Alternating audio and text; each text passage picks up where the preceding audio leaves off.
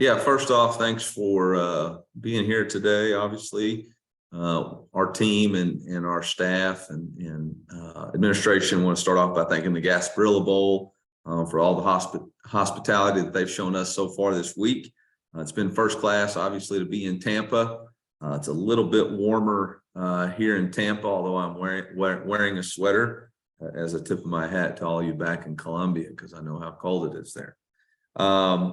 Very excited about this signing class. I'm going to try not to say very excited as many times as possible in this press conference, but it's always a good day when you're able to add talent to your roster and to the brotherhood.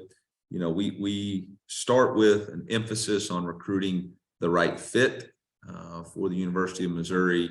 We were able to sign a lot of really good football players, 7 players from the state of Missouri, 3 from the state of Texas, 2 from Florida, 1 from Tennessee, South Carolina, Illinois, Indiana, 1 from Louisiana, 1 from Arkansas, 1 from Mississippi, 1 from Washington, and 1 from Georgia. So we spread out all across the country.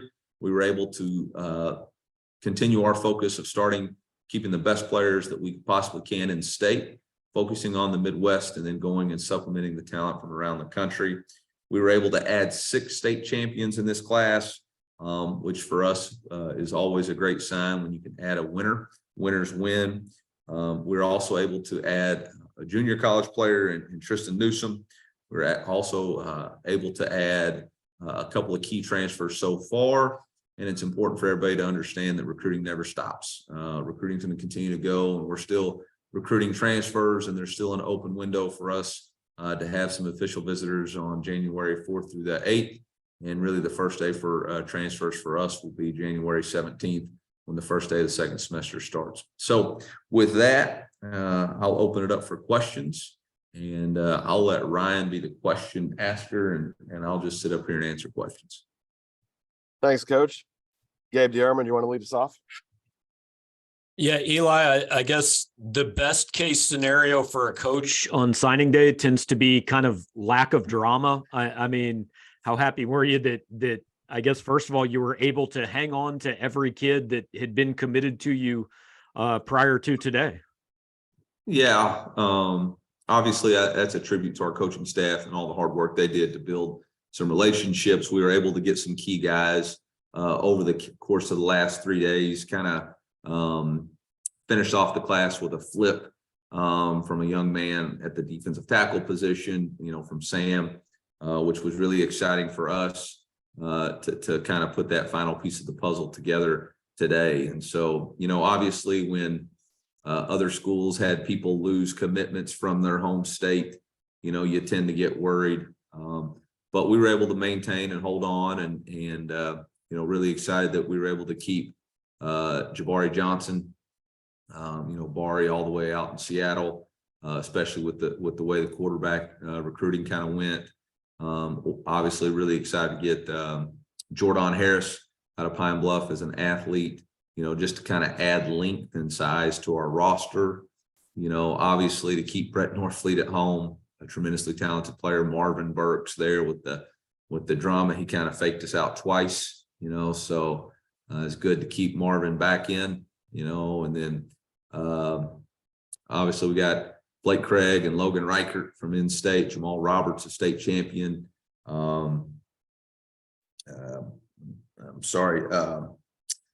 Josh Manning, tremendous player for us from inside the state. Nick Villoch from right across the border. So again, some really good players that we were able to add. We'll go next to Kenny Van Doren. Yeah, Eli, you brought up Sam there. What kind of led to that late push for him, and what did Al Davis really see in him that made him, try to get him to flip from Wake? Yeah, Sam was a guy that we had went and watched and seen on a Friday night. And, defensive tackle is a position that in this league, you've got to be really good. When we took over in last year, we had to sign 4 transfers out of the portal to get the size that we needed at that position. And obviously Sam's 6'3" and a half, and he's already 305, and he's got great bend and size. And Welcome, Dave. And so we're excited to, for us to find a way to get him on our roster. It's hard to recruit that kind of size. And when you add him along with Marquise Graciel and Jalen Marshall in the previous class, you really have the nuts and bolts in the size requirements in the trenches. Gerard Hamilton. Coach, is there a different level of satisfaction when you can flip a recruit as opposed to just regularly, getting them yourselves? And kind of a second part to that, is there a different level of satisfaction from flipping that recruit when they're a conference opponent that you'll play or a bowl game opponent? Man,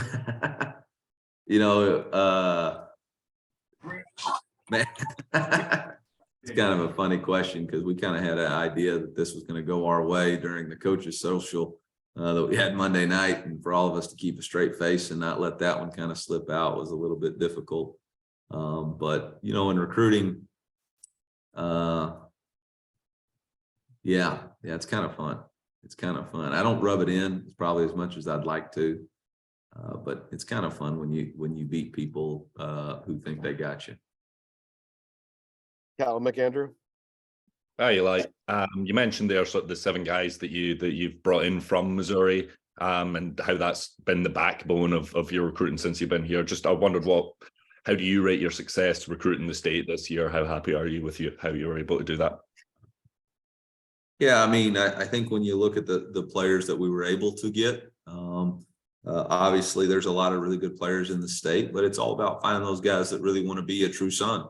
And when you talk about, Jamal Roberts, a state champion, Josh Manning, an elite wide receiver who had several offers come in late. You talk about Brett Norfleet, a state champion who had every offer in the country pretty much at tight end.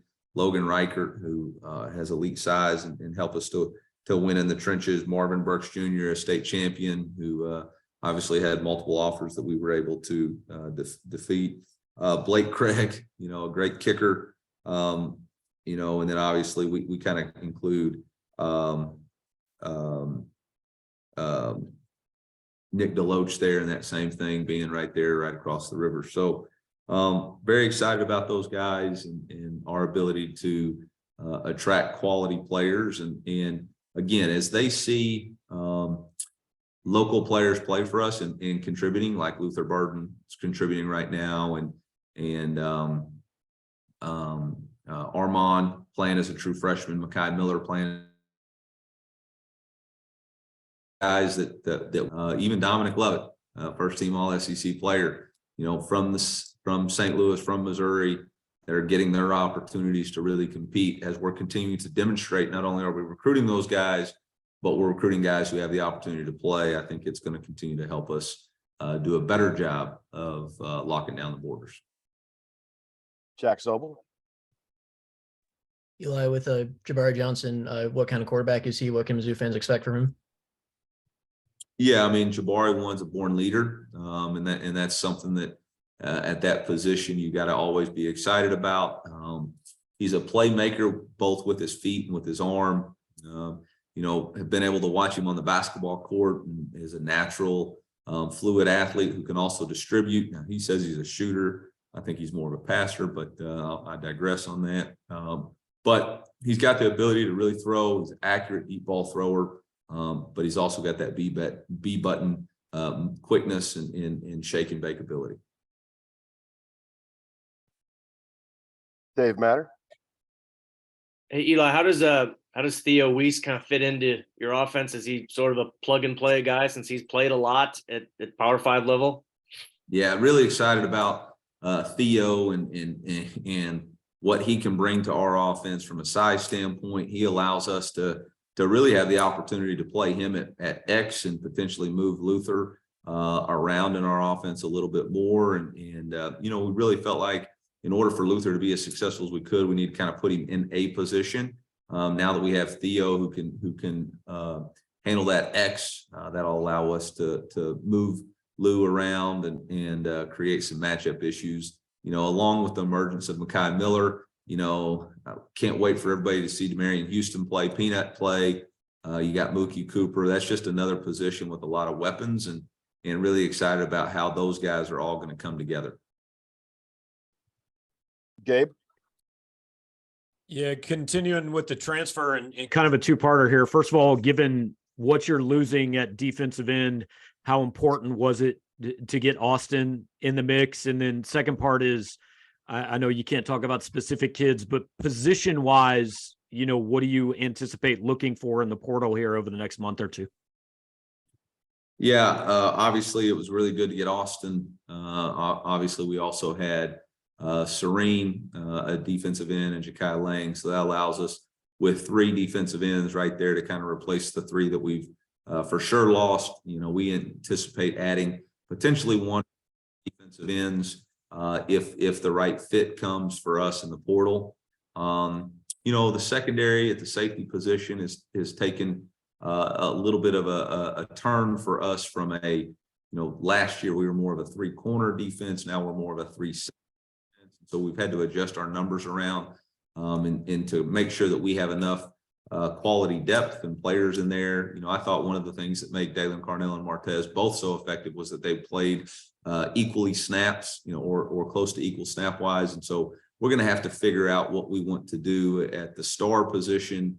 I think there's obviously always potential to take a player who can provide impact and competition. When we attack the portal, we never really promise starting positions. All we promise is an opportunity to compete, and we wouldn't offer that if we didn't feel like they had the necessary tools and talents to compete. And if we can find a player that we think can help us win, then we owe it to the university and to this team and our staff to explore every opportunity that comes available. So with that being said, Gabe, everybody will recruit anybody. Kenny? Eli, kind of looking at some of the guys who aren't going to be here in the spring, like Josh Manning and Marquise Johnson, doing some track and field. Are you kind of supportive of that stuff, or do you just want everybody to kind of get here a semester early? No, I think it's up to each individual player and person, what the maturity level is. Time's one thing you never get back. And when young men come and enroll early, they're never going to get their senior year back in the spring. And I hate to take that away from young men. We're in such a rush to get everything started. I think it has to be up to each individual player and their families to make the best decision for them. But I encourage every one of them to stay in school and finish out their high school senior year, because that's something they're never going to get back. And you hate to be in a rush to get somewhere, and you realize that it's the journey along the way that really matters. And so I encourage them to stay, but it's also their decision. And if they want to enroll early, it's no surprise to me that Luther Burden, Mekhi Miller, and Armand Mimbu played this year, because all 3 of them were early enrollees, and all 3 of them had the spring to really get invested in our offense and ready to play. Jack? Eli, between like Marvin and Phillip, or do you see either of those guys as an ideal fit for the star position, or is it more, or are they more the traditional safeties, or is it more to see when they get on campus? Yeah, I think that's going to be a determination when they get here. Obviously, Marvin is an early enrollee, and that'll be great for us. And so we'll get a chance to see him rather early in that situation to figure out what's the best way that he can help us play. Dave? Eli, with Jabari, I know he committed way back in like May. Was that ever kind of touch and go lately? I know you visited him recently, but we feel confident that he was with you guys all along? Oh yeah, he's an oak. He's never doubted it. Never doubted it. I don't like to check out there. I don't like to throw out unsubstantiated rumors. That's why I asked. For fodder, so I'm good. He's an oak. Gabe? Understanding that you've already said you will recruit any player that can help you win, just numbers wise, if you were to go into next season with 3 quarterbacks, are you comfortable with what you have, or do you need to add someone to that room simply for numbers? No, there's no such thing for me as adding a player for numbers.